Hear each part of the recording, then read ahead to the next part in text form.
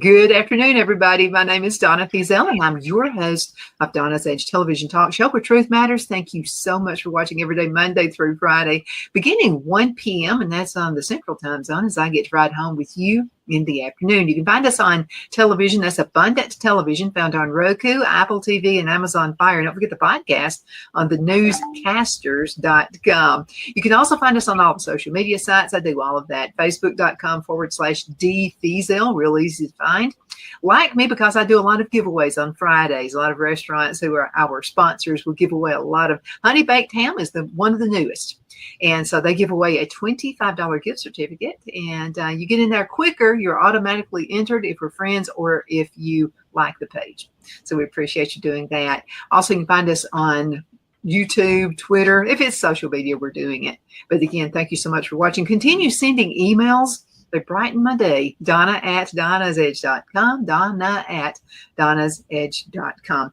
I have Kiel Pankonien with me right now. Thank you so much, Kyle, for being on the show with me. I've been so excited about this interview. That's great. Good morning, or thank you for having me on the show. Actually, it's been an honor, and so it's awesome to be here with you today.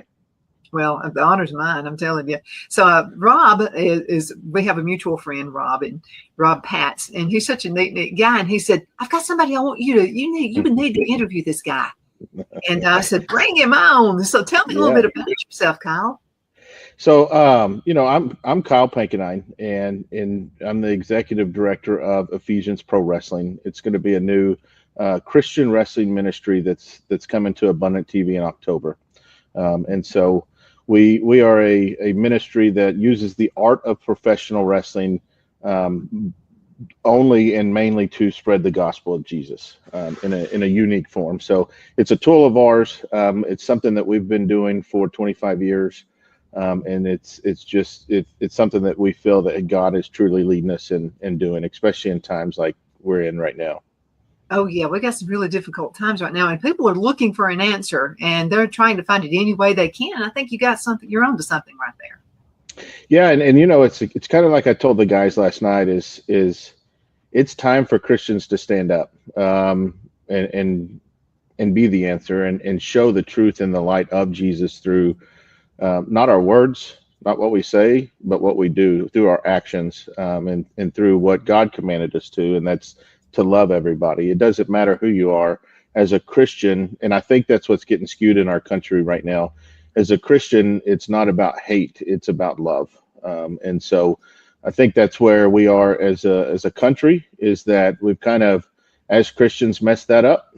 And so, if I can do it one person at a time, is trying to repair that and show the love that Jesus taught us to show. 12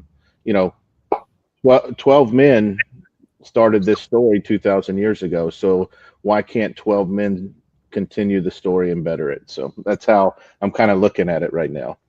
Well, I'm seeing this great awakening that has been happening for the past week, and it looks really nice. Actually, during the last election, I started noticing young people are getting more in tune with what's happening in the world, and they're just looking for a better way, a different way.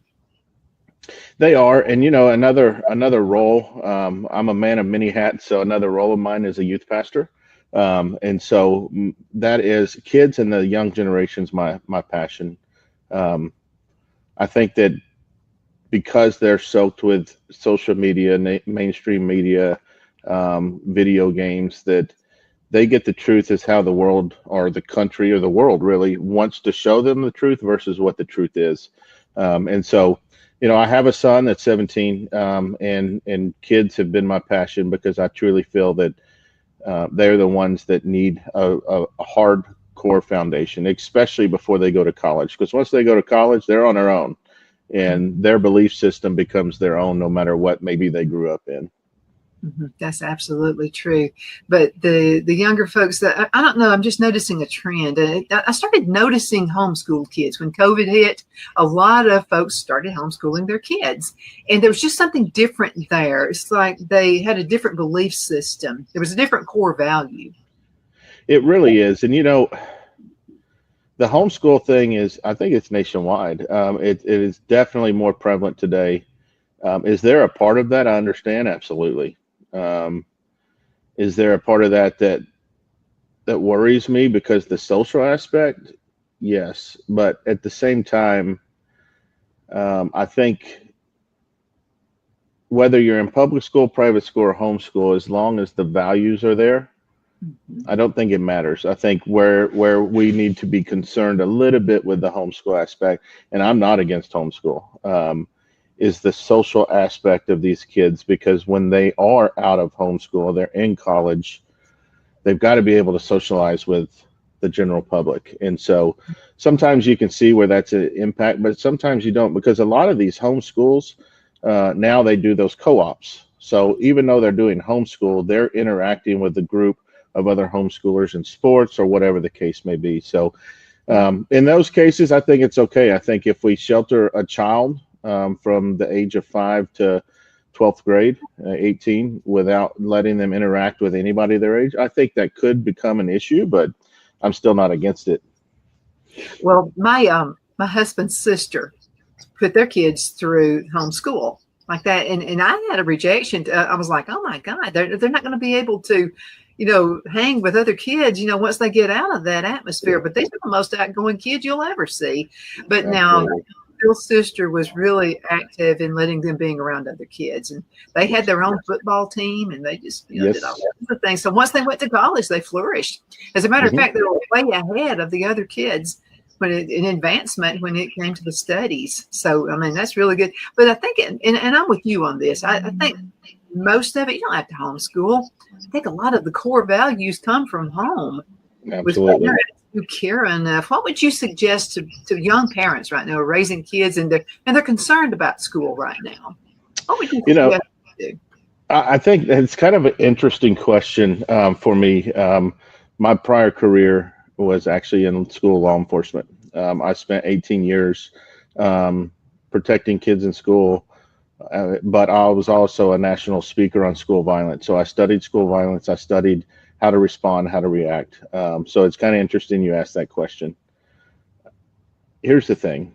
I think that in general, if your child is in public school or private school, the thing to do is make sure that they're aware that something could happen, that we don't live in a world. And if you notice every school violence situation, and you always find somebody, and it's not just school violence. I mean, even last week's events, I never thought that could happen here. But the reality is Satan rules this world, so violence can happen anywhere. And it's not about being paranoid about something happening. It's being prepared if something were to happen. And so I think in general, I think if we're talking about public school, if we at home can do a couple things. One, and the very, very, very most important in my view is love your kids, be there in your kids, and without overdoing it, your kids don't have privacy. Watch what they're doing. Be involved with what they're doing. And if they're on video games, know who they're talking to. If they're on social media, know what they're posting. And just be an active part, because with my son from very early, we laid the foundation, me and my wife, is that we love you. We're going to protect you. But also when you mess up, you have discipline. But the point is, everybody messes up, and we would rather him come to us when he's hurting than have to hold that in. So I think being open and kids, they have to understand that, yeah, you are a parent, but also you are their advisor and their counselor. So whenever they're going through something, that they need to be able to come to you. When it comes to anything, out in the schools, at 5 years old, I was just having normal age appropriate conversations with my son. Hey, if you're at school and this happens, what do you do? It wasn't gruesome and violent. It was, what do you do? And he would say, oh, the school said do this. And I'd say, well, that's not the best. Here's what I want you to understand you can do, So I think it's just taking kids at an age appropriate level, but being vulnerable and being transparent with them, and instead of sheltering them completely out of, it will never happen there. Yeah, because it absolutely could. Now, my son, of course, he's 47 years old now. But when he was going to school back in the 1990s, I was very vigilant about what he watched on television. A couple of shows I don't know, didn't resonate with me. Married with Children was one of them. The dad was the dummy of the family, and the mom was dumb, and the kids ruled, And so he wanted to watch that show. He wanted to watch the Simpsons cartoon. I didn't like that one either. But we need to monitor. And I don't think you're sheltering them to a point of they don't see the outside world. I think you're protecting them. And I'm really glad we raised him that way. And so he said, well, Mom, everybody else is watching that. And I said, but you're not, son. Mm-hmm. And the man's the rule of the house. I'm sorry. And that's the thing is with my son, I always say we raised him old school. I raised him the way I was raised, and in the same time frame. I'm about the same age. So everybody else can do what they want, but you're not going to. It doesn't, I don't care what everybody else is doing. What I care about is raising a man that whenever he's out in the public, he's respectable, he's respected. And the biggest thing I think this part of our problem generation is we have ingrained in his brain, anything we give him is because we love him and we want to give it to him. It's not because he gets it. So he's always had a standing rule. The moment we see something that's taken advantage of, or he doesn't find the appreciation in it, it's gone. Always be grateful for everything that you have. So. Yeah, we never handed over. That's why kids don't appreciate Christmas anymore, because they're given so many things all throughout the year that it doesn't mean anything. And so our idea with raising Brad was, first of all, that if I said he couldn't do something, my husband couldn't say that he could. And we had that understanding. And so I told Phil, I said, whether I agree with you or not, if you say no, he can't, well, then that's the answer. And I would appreciate you doing the same with me. So one time Brad wanted to go somewhere. He was 15. He wanted to go somewhere with some buddies. They were probably going to be okay, but I just felt it was too young. And so he asked me if he could go, and I said no. And I said, you're too young. And I said, I trust you, but you could get caught up in something just by being part of the gang, Amen. And so then he went to my husband and asked if he could go, and I overheard them, and my husband said, what did Mom say? Mm-hmm. Said, she said no. And he said, well, then the answer is no. But I think kids actually love having structure. I know it sounds odd. And now that my son's a grown man, he'll say, yeah, I actually wanted structure. And a lot of kids he went to school with didn't have it. And they thought he was lucky. Let's go into a commercial break. We went just a little bit past. Do you believe half the show is already over? I cannot, but it's been fun so far. Well, it'll be fun when we come back. So let's go into a commercial break, and we shall return in just a few minutes.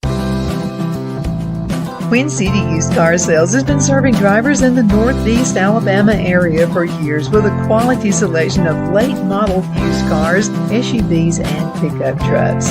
On top of our extensive selection and competitive prices, we offer professional auto financing services for used car buyers of all credit levels. Whether you've just begun your search or you're ready to secure your next vehicle, at Twin City Used Car Sales, you will drive away with the vehicle of your dreams. The sales and finance staff at Twin City Used Car Sales looks forward to serving you, and you can apply for financing online before your visit to our used dealership in Gadsden, Alabama. Check us out on the web at twincityusedcars.com or go by our location at 901 First Avenue, Gadsden, Alabama. We sincerely look forward to serving you.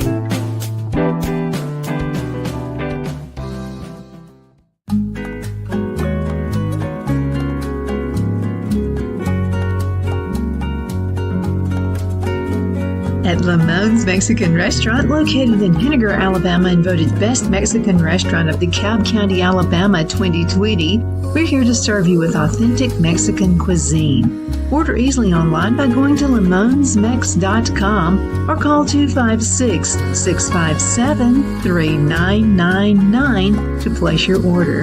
We're open Sunday through Thursday, 11 a.m. to 9 p.m. and Friday and Saturday, 11 a.m. to 10 p.m.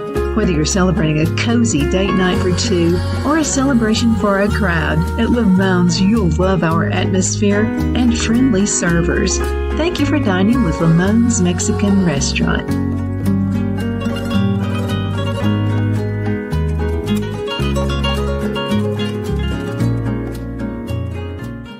At Liberty Bank, we're all about community, whether it's to help with a charity fundraiser or help families in need. Toys at Christmas or a local football team, we're here for you. You see, we realize the importance of family. Sometimes it's to build a new home or necessary home repairs. We're here for you. If you like the feel of a small town bank with all the conveniences of a big city bank, we're here to serve you. You will find us at any of our convenient locations in DeKalb, Marshall, Etowah, and Blount counties in North Alabama. You can call and speak with any of our friendly staff at 256-659-2175 or check us out on the web at libertybankal.com. And thank you for your support of our community. Member FDIC Equal Housing Lender.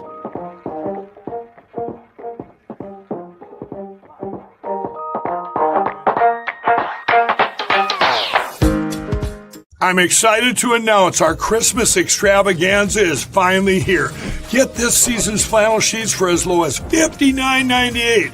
They won't last long, so get them while you can. Our famous My Slippers, they haven't been on sale for over a year. Regularly $119.98, now only $59.98. Our 6-piece towel sets are back in stock with extremely limited quantities, only $29.98. With hundreds of MyPillow products, there's something for everyone on your Christmas list. Bathrobes, duvets, quilts, down comforters, and so much more. So go to MyPillow.com or call the number on your screen. Use your promo code to save on all MyPillow products. For example, flannel sheets for as low as $59.98. Or our 6-piece towel sets, just $29.98. But that's not all. I'm extending our 60-day money-back guarantee until March 1st of 2025. Plus, all orders over $75 or more ship absolutely free. We're back. My name is Donna, and I am your host of Donna's Edge Television Talk Show, where truth matters. Thank you so much for watching every day, Monday through Friday, and continue sending emails that you're not bothering me at all. Continue sending emails. A lot of you want to know about raising kids, and this is the perfect time for Mr. Kyle to come on the show with us today. So again, thank you. So let's talk a little bit more about your ministry and how it works. So, yeah, we are, it's always fun when we talk about what we do because a lot of people don't understand it, but we are a professional wrestling ministry. And so what does that really mean? It means that we use the art that God gave us, the talents and the athleticism that God gave us to do professional wrestling. But what you're not going to get is you're not going to get WWE. You're not going to get what you normally see on TV.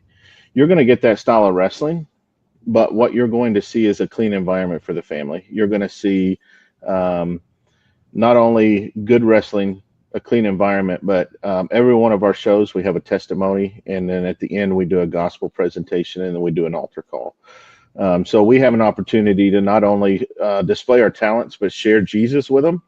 And with that, the people in the audience, we have an opportunity to stand and pray with them after the show, whether they're giving their life to Christ for the first time, whether they're going through something in their life that they're having trouble handling.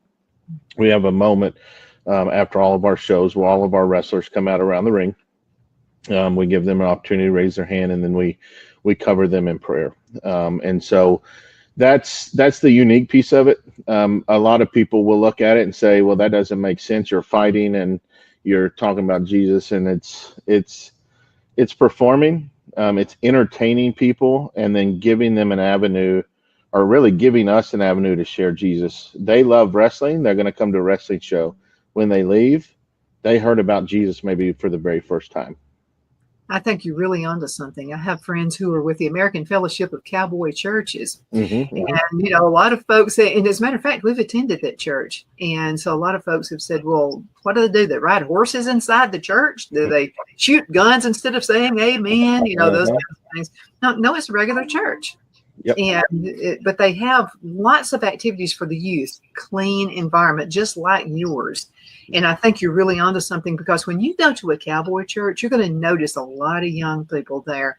And if your church doesn't have young folks, your church is dying. That's correct. And I will say this, not to cut you off. Cowboy churches are some of the funnest churches we've done shows at. Oh, they're so much fun, because we usually do it in their rodeo arena that's right behind their church. And it's always a blast. We've done several cowboy church shows. Oh, yeah, they're absolutely awesome. They're also there a helping hand. Anytime any disaster happens, they come for that. So a little bit less about that, a little bit more about what you do. Now, where are you located? We are located in Fate, Texas. So we're about 40 miles east of Dallas. So we're in the Dallas area. And it's not the smallest town in Texas, but Fate is in the smallest county within Texas. So if you can imagine, everybody knows how big Texas is. To be located in the smallest county of Texas, that kind of gives you an idea. But we're right off the Interstate 30 behind Encounter Church.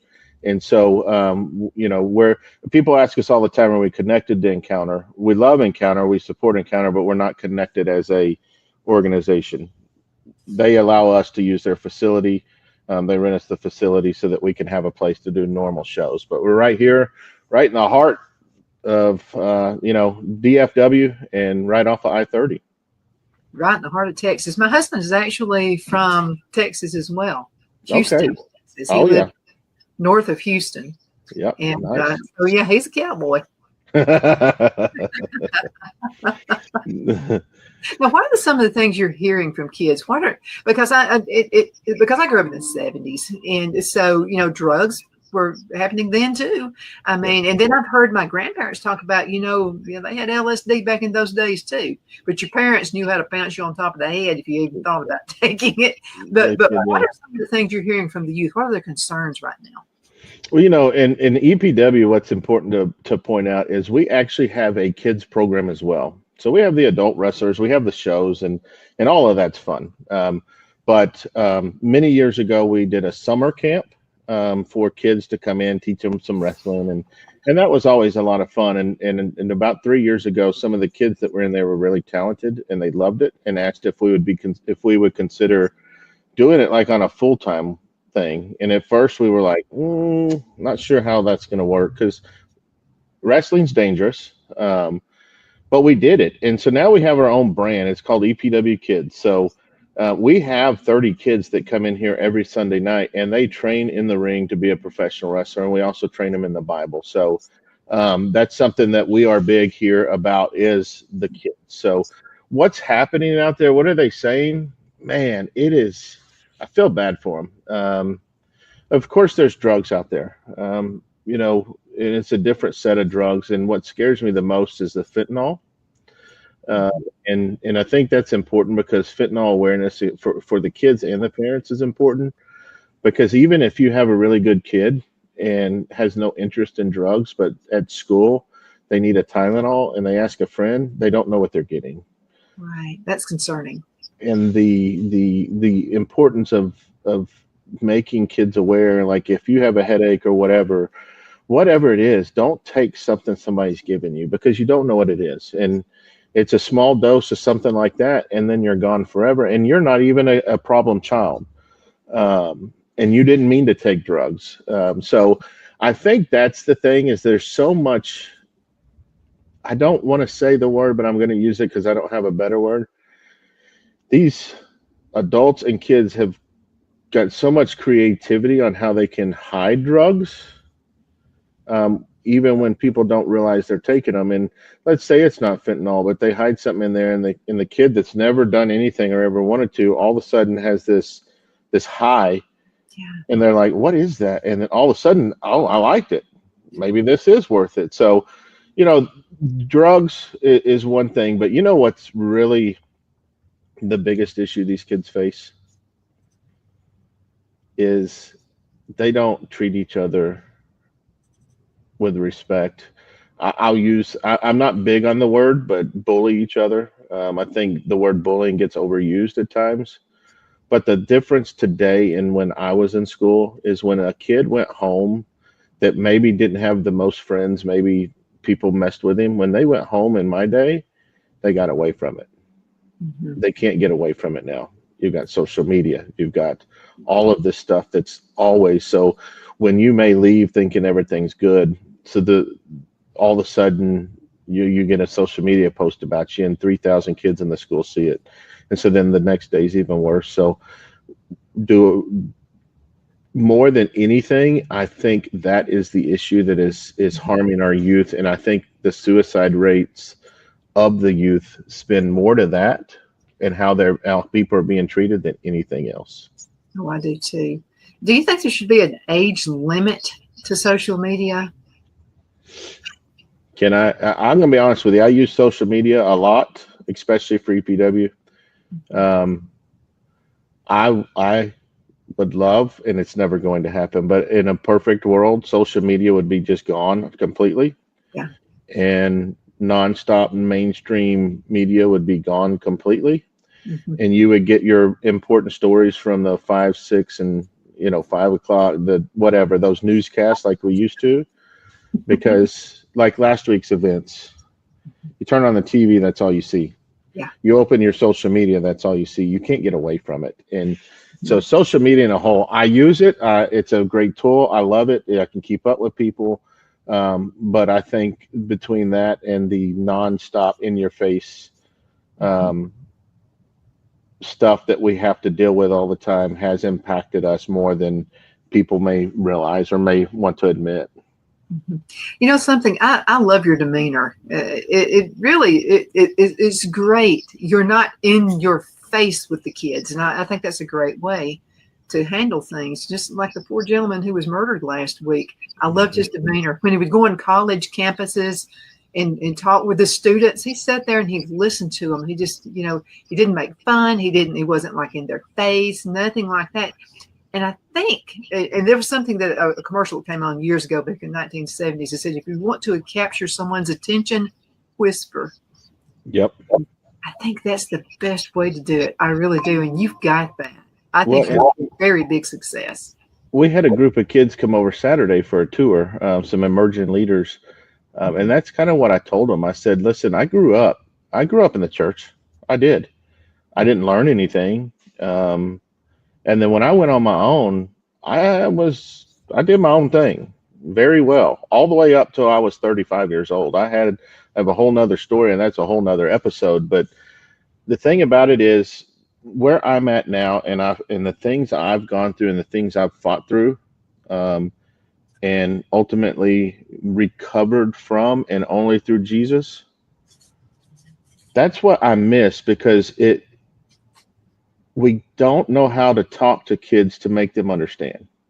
And I know that because I never understood this. So I told them the other day, I like to make it at a dumbed level, because I used to be a dumb person, to where you can understand what I'm trying to tell you, not this over the head, it's something I've always done, even in public speaking, is it's age appropriate conversations. I can have a conversation with you.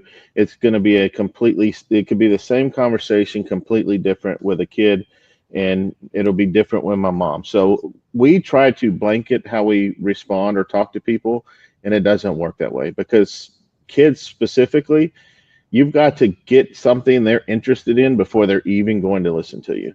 I think so too. Kyle, we're going to have to call it a day. I cannot believe this. It was just really flew by. I want you to hang around, okay? Because I want to get you set up for next month. And thank you guys so much for watching. You can find us on television. That's on Abundant Television, found on Roku, Apple TV, and Amazon Fire. Don't forget the podcast on thenewscasters.com, and all the other social media sites. Find us there as well. Kyle, again, thank you so much for being here. See you next time. Bye-bye.